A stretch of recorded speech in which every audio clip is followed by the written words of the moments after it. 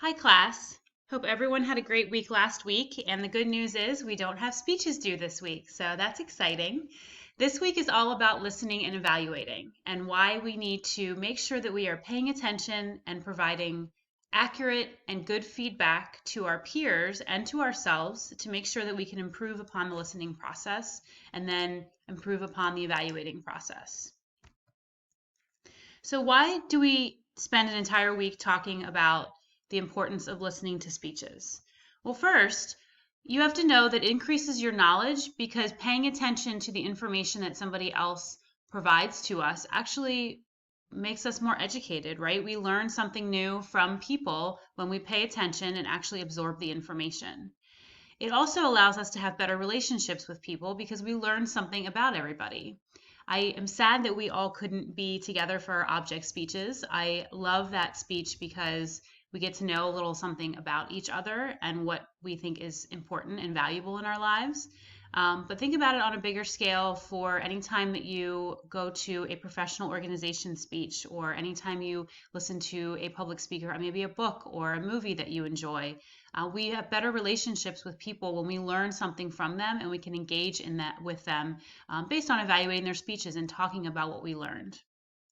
And for this class, more specifically, it actually fulfills your responsibility as first a class assignment because we are going to ask you to evaluate speeches in the class, both for yourself and for your classmates. And it fulfills your transactional model of communication. So remember at the beginning of the semester when we talked about the linear model of communication and why that just doesn't work because there's no opportunity for feedback.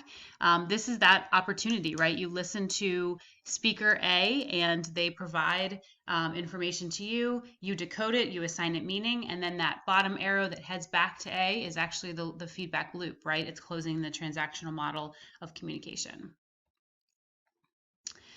So how we do this, how we listen and then provide feedback, we do peer evaluations. So as I had mentioned in our Zoom class last week, I am working to hopefully get peer evaluations set up for this class. I'm working with the folks from Go React to see if there's a way in which we can make the object speeches viewable to each other so we can do peer evaluations. So for peer evaluations, what we are looking for is you watching, in this case not listening but watching the videos and providing feedback back to your classmates that is going to be helpful for them in their next speech. So in their informative speech you listen and you give good feedback so they can use that information to help them in their persuasive speech. It is due, like I said, for your informative and persuasive speech, although little asterisk there is we have to make sure it's working for Go React. So stay tuned on that to see if we're actually going to be having that part of the assignment due. We also require self-evaluations for the informative and persuasive speech. And the reason why we do that is because we think it is very important for you to reflect on how you did. The only way to do this accurately is to be honest with yourself. So you will see after informative speeches are over, we will have self-evaluation forms where I will stress over and over again that your grade isn't dependent on the information you provide, because I'm not going to, take points off because you are honest with me and tell me you only practiced a half hour or something like that. What I'm looking for you is to give honest feedback to yourself. What did you do well? What could you have improved upon? And then I do ask you specific questions like how long did you prepare? How long did you research? How much information did you pull together to create this assignment? So it's really asking questions that get to the root of how well did I prepare and then how well did I do on this assignment? Again, these are due for your informative and your persuasive speech. So let's take a second and talk about the listening process. So we have talked about this a couple times in class about the difference between hearing and listening and why it's important that we pay attention, right, and active listening and all that good stuff. But there's actually a process that has a step-by-step of the listening process. And the very first thing that we differentiate between in the listening process is the difference between hearing and listening. Hearing is the physiological response that your body has when it has the ability to hear things. So when you hear noises, when you hear someone talking to you, if the radio's on in the background, if the TV's on in the background, the fact that you can hear something is hearing. That's the physiological response in your body. Listening is actually the choice that you make when you want to pay attention to something. So hearing is the first level. Listening is actually choosing to pay attention. So the first step of the listening process is receiving the information and deciding, am I going to hear this information? Is it just going to float in the background? Or am I going to actually pay attention to it and listen to it? When you decide, all right, I'm paying attention to this, I'm listening to this, that's actually attending. That is choosing to pay attention to it. So that's the next step of the listening process. Understanding the process is when you start to decode it. So think about the transactional model of communication. Understanding is when you're trying to assign it meaning and you are trying to understand how this information is important to you, valuable to you. You're trying to collect it in your mind and make sense of it in your mind. That's the third step, the understanding process step. The next one is responding, and that is when you are closing that loop of feedback. So you have gotten the information, you have understood it, you have decoded it, and then responding is giving that feedback back. The last step of the listening process is remembering, and that is the step in which you have to recall the information at a later date. So think about, class. Think about in different classes that you have when you are given information and you are asked to recall it at a later time. If you just heard the information and didn't understand it and didn't respond to it, then you have no way of remembering it, right? And if you did pay attention to it, if you did assign it meaning, if you did respond to it, then you can hopefully remember the information that happened or that you heard. So this whole process is the step by step. Now, when we listen to things and we are actively paying attention to something, we know that we are not assigning these labels, right? You're not sitting listening to somebody and remembering it and thinking, okay, I'm at the understanding. Okay, now I'm at the responding, right? That's not the way it works. But now you can actually see that there is kind of a step-by-step process. Another thing to remember when it comes to the listening process is that just because you have received information and are attending to it, have chosen to pay attention to it, doesn't mean then automatically you understand it, you respond to it, and you remember it. So what the important key takeaway from that is that just because you start the listening process doesn't mean you're actually going to follow through on all 5 steps. Things can get stuck at certain places. Think about a time in which you've having a conversation with somebody, you've choosing to pay attention to it, you are actively understanding it, you are decoding it, you are assigning it meaning, and then something happens that pulls your attention somewhere else, right? So when the responding and the remembering opportunities come up, you have nothing to give back because your listening process has been interrupted at the understanding stage. And that's normal. That's normal when things happen in our lives where our attention gets pulled another way. But just keep in mind that just because the listening process starts doesn't mean it goes the whole way through. But when it does, when it's done well, and when you have done the entire process, these are the 5 steps. Let's talk about ways in which our listening can be interrupted. Since I just gave you that example of a time in which you could kind of break the cycle.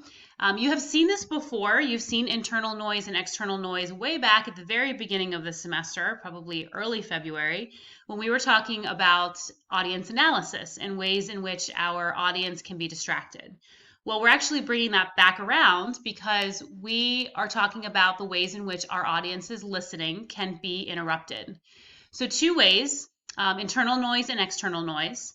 The first one, internal noise, physiological internal noise are things that are happening in your body that are preventing you from paying attention. Things like you're hungry, you're cold, you don't feel well, your stomach's upset, right? Things that just in your body are happening that you are kind of consuming you and you can't really pay attention because that is kind of taking over your brain and your thought process. The second one is psychological internal noise. And these are things that are happening in your brain that are preventing you from listening and attending to what something is being said to you. This is things like you're upset at somebody for something, you are in an argument with somebody, you've got 5 million things going on in your life, and you're having a really hard time paying attention because there's so much kind of floating around in your brain that you're having a hard time turning that off in order to actively fully pay attention and listen to somebody. internal noise on the psychological level can also happen when the information that you're being told is very upsetting or disturbing, or you've had previous experience with it. Anything that's going to kind of invoke emotion that's going to consume you and take over is considered internal noise. External noise are things like environmental noises or linguistic noises. So first, for external noises, we've got anything that's happening in the environment that is going to distract the audience from paying attention, or if you're in the audience, you from listening. So those are things like someone's cell phone goes off. The book uses an example of somebody's mowing outside, so you kind of pay attention to that noise. You think about somebody mowing the grass, and you stop paying attention to what's happening. So anything that happens, I think the book also talks about somebody backs their chair up really loudly and it kind of drags across the floor. That's also another good example of environmental external noise. Linguistic external noise are distractions by the words that we're saying. So let's say we use terms that are hard to understand, terms that we're not familiar with. We speak so quickly, or we speak with a dialect that is hard to understand, and it gets distracting for students. So they spend more time trying to figure out what you're saying rather than listening to the words that are coming out of your mouth. So one of the best examples I usually give for students is acronyms. A lot of times are a big linguistic barrier, or big linguistic external noise, because we don't always know acronyms, right? And if you're talking about something that you're intimately familiar with, they come naturally to you, right? So we as the audience sit and we hear things and they kind of roll off your tongue, and we're kind of left in the dark as far as what they mean. And then the audience stops paying attention to what you are saying, and they start thinking about, well, what did she say? Or what did he mean by that? Is he going to give a definition for that? Right? Those are things that then become psychological noise, right? Because it becomes a barrier. You stop paying attention, your mind starts wandering on different areas, and then the information gets lost. Another great example of this, and we've talked about this in class a few times, is the Tom Hanks graduation speech. Remember, we had the guy, we watched as the guy behind Tom Hanks had like the 5 million cameras, and he was shooting with his iPhone, but he had like 4 or 5 cameras around his neck, and he started walking behind Tom Hanks as he was giving a speech. And I remember saying to the class, can anybody tell me what Tom Hanks was talking about when the guy was taking his picture with all the cameras? And not one student, right, could tell me what was going on. And that's because we got so distracted by that interruption that we lost what was being said, right? It turned into hearing something. It turned into passive noise in the background, and we all turned our attention to the guy in the background who was taking the pictures. So that's a perfect example of external noise that happens because that was environmental, right? That's something that happened in the background behind us that kind of drew our attention elsewhere. But that is exactly a breakdown in listening, exactly a barrier. So this ends part 1. Move on to part 2 for the rest of listening and evaluating.